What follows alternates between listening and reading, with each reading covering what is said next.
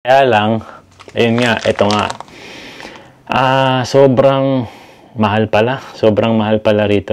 Alam nyo kung magkano ang presyo? 470,000 yen ang presyo nun.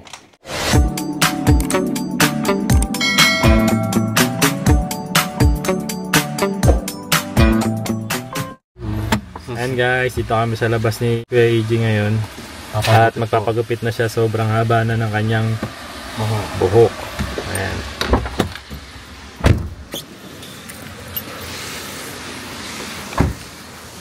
Ayan, dito kami ngayon sa Cut to Up po. Laging pinagugupitan ni Kuya AJ. Ayan o, Cut to Nome. Oto na 1,870. Junior sa senior high school 1,650. Kodomo 1,430. Presyo ng gupitan. Then, こういう感じで刈り上げちゃっていい。はい。でも前はちょっとこのぐらい？前髪はそのぐらい。ね。お願いします。Nakapwesto na si Kuya AJ. Siguro mga 20 to 30 minutes lang naman ng gupitan dito eh. Mabilis lang. And sabi ni Kuya AJ, gantong style daw ng buhok ang gusto niya. Tingnan natin kung magagawa nila rito. Dito ko ngayon sa sasakyan, antayin ko nila si Kuya AJ dito. So di bali ito kasing pinagugupitan ni Kuya AJ. Para siyang barber shop sa atin sa Pilipinas. Meron din ditong mga barber shop na ang gupit 1,000 yen lang. Mura. Ayan, di bali itong pinagugupitan ni Kuya AJ. Pang-apat na beses na siya dito nagpapagupit eh. Nagustuhan niya yung gupit eh. Kaya lagi kami ditong bumabalik para sa haircut niya. Yung barbershop na to parang mga barbershop din naman sa atin eh. Tapos mostly mga manggugupit talaga, mga lalaki. Pero dito naman, iba-iba yung presyo niya. Iba yung presyo sa adult, 1,870. Junior and senior high school, 1,650. And doon naman sa mga bata, 1,430. Yun yung mga presyo ng mga elementary student. Ayun, pababa. So sa atin kasi isa ang presyo eh, no? Pag sinabing 200 pesos, 200 pesos lahat. Naalala ko nung nagpapagupit ako nun, ang presyo lang ng gupit nun 50 pesos. Ayun. Tapos magtitip na lang ako sa barbero ng 20 pesos. Ayan, para may extra din siya kasi yung 50 pesos na yun, hati lang yun sa kanila eh. Kumbaga 25 pesos sa barbero, 25 pesos dun sa may-ari ng barbershop. Ewan ko lang dito kung magpaano ang sweldohan ng barbero. So yun nga, si Kuya AJ 1,650. Magkano sa pera ng Pinas yun? 623 pesos. Grabe no? Parang ganito yung gupitan sa mga salon. No, yung ganyan yung mga gupitan ng presyo dun eh. Ayun, mukhang tapos na si Kuya AJ sa haircut niya. Puntahan ko. Yun o. Bagong gupit. Fresh na fresh. Lalong gumawa po ang Kuya AJ natin. No? Bagay siya kuya. Ang ganda ng gupit. Ba po pinatingin mo? Ha? Hindi. Ito pinatingin. Hindi ba nakita ang pinatingin ko? Ayan o. Sorry? Oo. Ba't di ba nagustuhan? Daijoubu desu. Ang ganda kaya. Parang style ga chigau. pero parang ibang ang style no? Ito yung pinakita natin, di ba? Ayan ang naging result ng gupit ni Kuya AJ.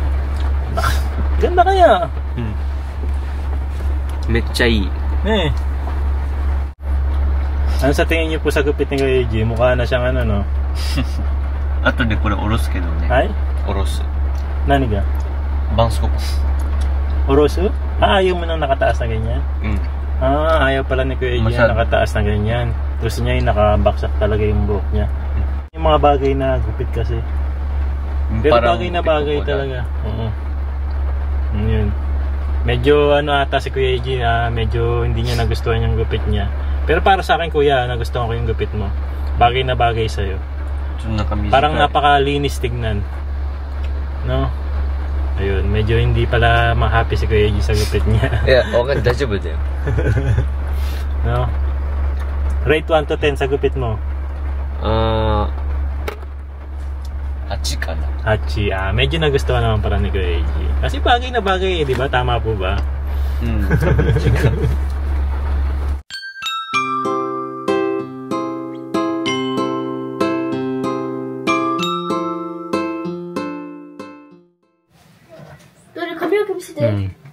おー、かっこいい。di ba? Sabi sa'yo eh.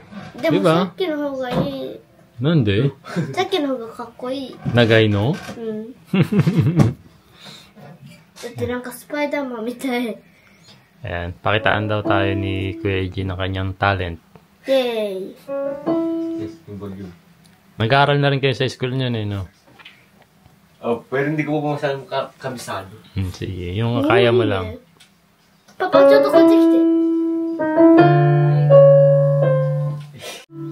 Kabis ta.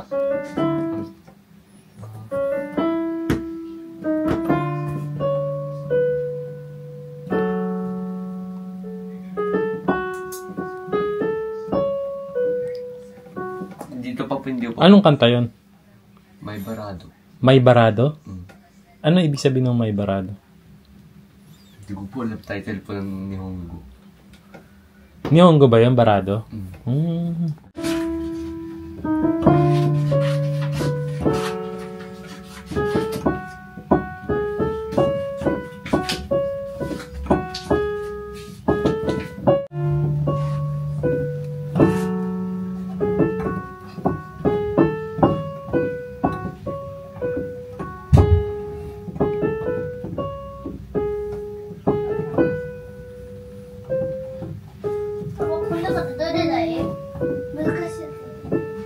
Ayun! Nakuha ko. Sige. Time stop.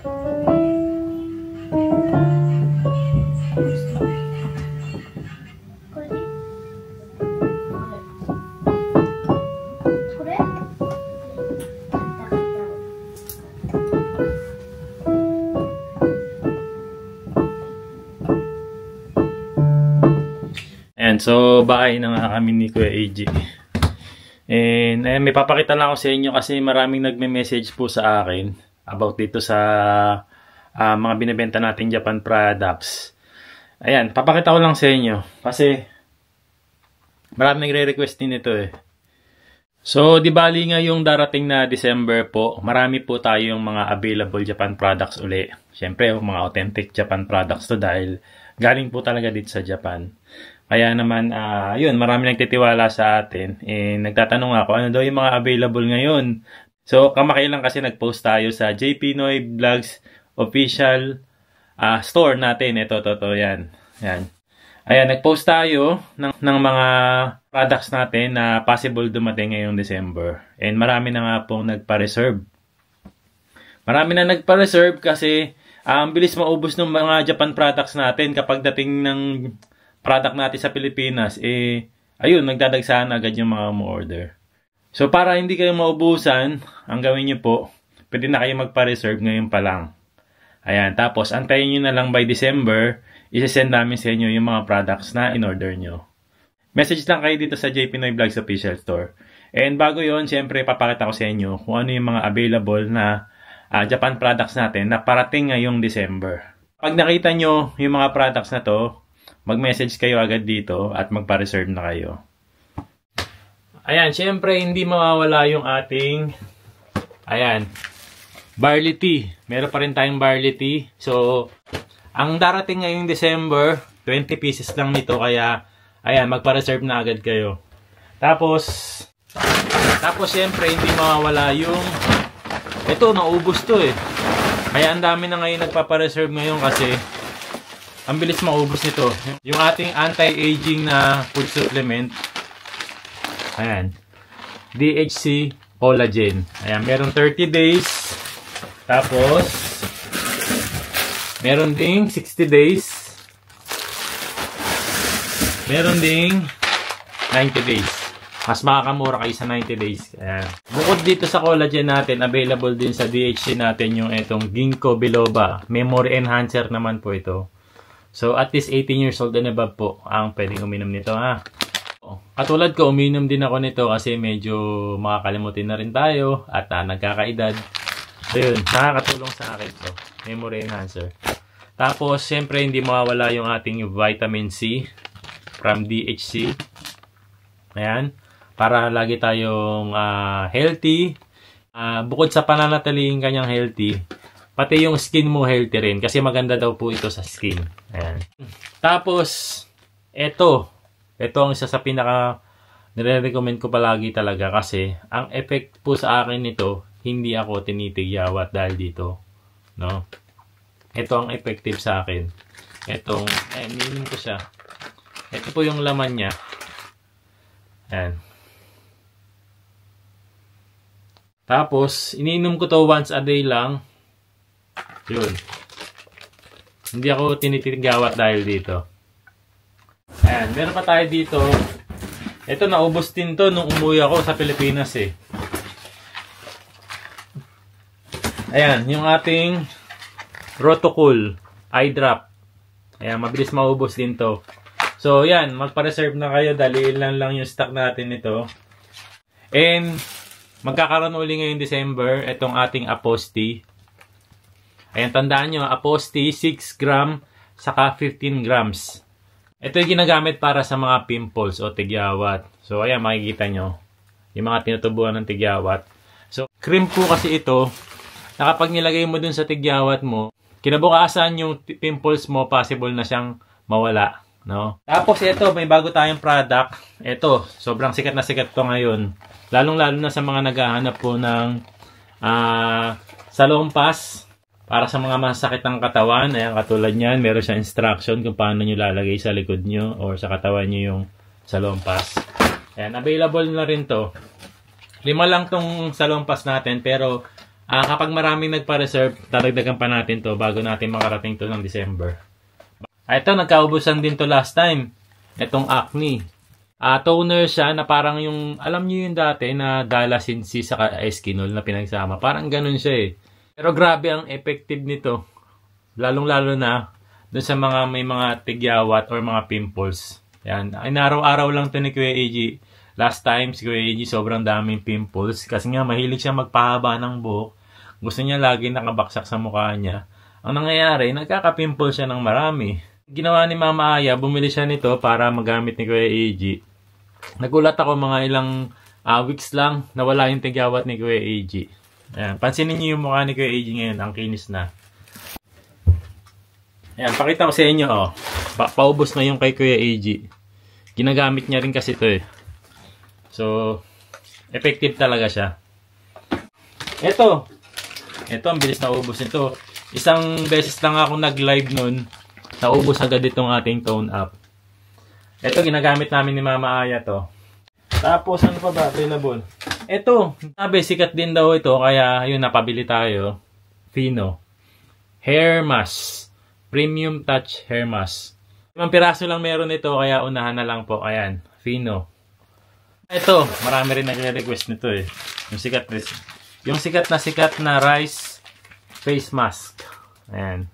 Hindi ko pa nasusubukan to, hindi pa rin nasusubukan ni Mama Aya. Pero, ayan, sabi sikat daw ito, kaya ayan, baka gusto nyo rin bumili nito. Available din to sa ating store. Ayan. Yung honey. Itong N-Honey Deep Moist Shampoo saka itong treatment nila. Ayan. Set na po yan. Kaya ayan, magtanong lang kayo. Mag-message lang kayo. Honey Shampoo. Yan, ito po. Isa pang request ng mga kababayan natin itong furikake. Na sinasama lang po sa kanin. Halimbawa, prito ulam mo, pwede mo isama sa kanin to. Ayan, kung gusto mong, kung wala kang ulam, ito, sama mo lang sa kanin to. Usually, nakikita to sa mga onigiri. Ayan, meron siyang 1, 2, 3, 4, 5, 6 flavors. Tapos, 20 pieces ang laman niya. Yun. Furikake po ito, furikake. Kung tawagin. Tapos, available na rin po yung ating seafood noodles. Ayan. Marami rin tayo mga bagong mga chocolates na magiging available. Ito, sobrang daming nagre-request nito eh. Sabi, Kuya, baka next time magkaroon na kayo ng Ichiran Ramen. Ayan. Yung request nyo, ito na. Ichiran Ramen. Ayan, marami tayo nito. So, sa isang maliit na box, meron 2 Ichiran Ramen. Tapos sa malaking box naman, merong 5 Ichiran Ramen. Ayan. Good for 5, saka good for 2. Ayan. So, ang gawin nyo, para hindi kayo maubusan, magpa-reserve na rin kayo. Message lang kayo sa JP Noy Vlogs official store natin. Ayun lang, share ko lang sa inyo yung mga available products natin na darating ngayong December. And pwede na kayong magpa-reserve ngayon. So, di bali, available po ito sa mga kababayan natin na nasa Pilipinas. Kasi itong mga products po na to ay darating sa Pilipinas po. Kaya kapag dineliver po ito sa inyo, sa Pilipinas po ito magmumula. Mura lang din yung shipping fee na babayaran nyo. Siguro around 80 to 150 pesos. Depende rin syempre sa mga orderin nyo. Kaya kung mas marami kayong orderin, mas makakatipid kayo ng shipping fee. Tapos yung sa mga kababayan po natin na nasa ibang bansa naman po katulad ng Amerika, Canada, Australia, saan pa ba? Marami kasi nagme-message po sa atin international na gusto rin mag-avail ng products. So, hindi pa po kasi natin natatry, pero pwede nating subukan mula dito sa Japan hanggang sa ibang bansa. Ayan, mamaya may bisita ho pala kami. Kaya maglilinis muna ako ng bahay.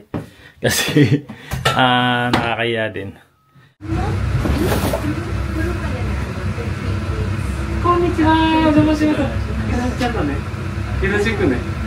Konnichiwa! So, お借りします。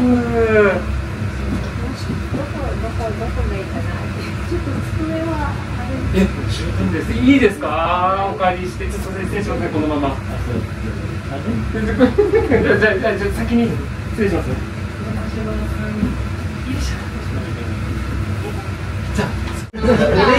Yes, maybe kind of like a cucumber. Cucumber. Yes, the green pepper. Wow, green pepper and a green. You have to do like a green. What's coming to mommy? Pink. Everyone. When I say what color? It's pink. Thank you. Malis na po yung bisita namin. Di bali, ano po yun, English teacher na Japanese po. So yun, kasi nagbala kami ni Mama Aya na paturuan sana si Kuya EG sa kasi yun at yung ng English lesson. Ayun. So naghanap si Mama Aya kamakailan ng school kung saan nagtuturo nga ng English. Yun nga yung nakita namin. So kaya siya nandito. Kaya nandito ngayon si teacher para magkaroon ng trial sana. Yun yung ginawa namin kanina. Parang trial kung paano tinuturuan yung mga bata dun sa school. Ayun, mukhang nag-enjoy naman si Yuna Chang. Sa umpisa, nahihiya siya. Kasi gano'n naman si Yuna Chang eh. Nahihiya siya sa umpisa. Lalo na kung bagong kakilala lang. Then, nung na-experience na ni Yuna Chang yung way ng pagtuturo ng English, natuwa si Yuna Chang, nag-enjoy. And sabi niya, gusto na nga daw niyang pumasok agad dun sa English class. Kaya lang, ayun nga, eto nga. Sobrang mahal pala. Sobrang mahal pala rito ng pagtuturo ng English. Actually, kung babasihin lang sana dun sa monthly payment na 8,900 yen, sa tingin ko, kaya naman. Sa tingin ko, okay na rin. Kaya lang, meron kasing inaalok yung teacher na kailangan daw naming bilhin bago daw makapag-enroll yung mga bata dun sa English class. No? Bukod sa 8,900 yen monthly, tapos once a week lang tuturuan. So, meron siya inaalok na product na parang mga ano lang, visual lang na mga papel na ganyan, nakalagay dun. Halimbawa, duck, dog, ganun lang. Tapos, meron siyang parang pen na kapag pinindot mo dun sa product na yun, magsasalita yung pen nung tamang pronunciation nung duck. Sanga ng dog.